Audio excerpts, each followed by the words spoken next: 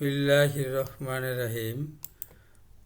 পবিত্র রমজানের পরে আজকের প্রথম ক্লাস।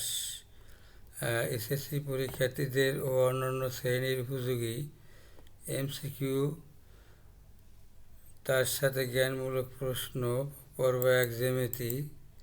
আজকে আমি জ্যামিতির প্রথম পাঠে পুরুষ কোণ কাকে বলে তার সংজ্ঞা দেব এবং চিত্রসহ বুঝাইতে চেষ্টা করব।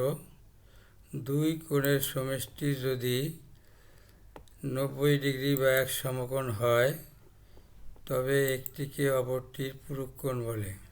আবার বলছি, দুই কোণের সমষ্টি যদি এক সমকোণ বা 90 ডিগ্রি হয় তবে একটিকে অপরটির পুরুষ কোণ বলে। যেমন কোণ বিওসি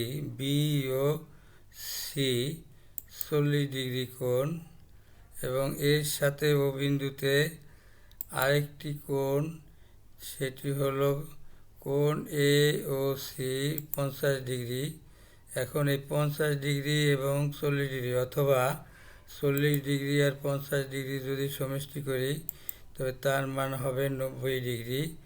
যে কোণটা হলো এ ও বি, এ ও বি কোণটি হলো 90 ডিগ্রি। লক্ষ্য করি, এই এ ও বি কোণটি হলো 90 ডিগ্রি।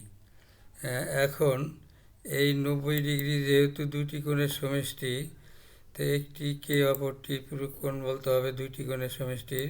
সেই ক্ষেত্রে আমি এই পুরা কোণটিকে আবার একটু দেখাই যে সম্পূর্ণ এই কোণটি এক সমকোণ বা 90 ডিগ্রি, একে যদি ও বিন্দুতে একটি রশ্মি টানি তো পূর্বের ন্যায় দুটি কোণই হবে, যার একটি হলো কোণ বিওসি, আরেকটি হলো কোণ এ ও সি।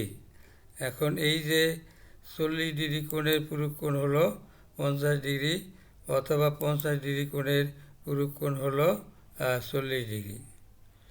এবারে বাড়ির কাজ, শিক্ষার্থীরা তোমরা এর উত্তরগুলি কমেন্টে জানাইলে আমি বুঝতে পারবো যে তোমরা এই পুরুষ কোণ সম্পর্কে তোমাদের ধারণা আছে।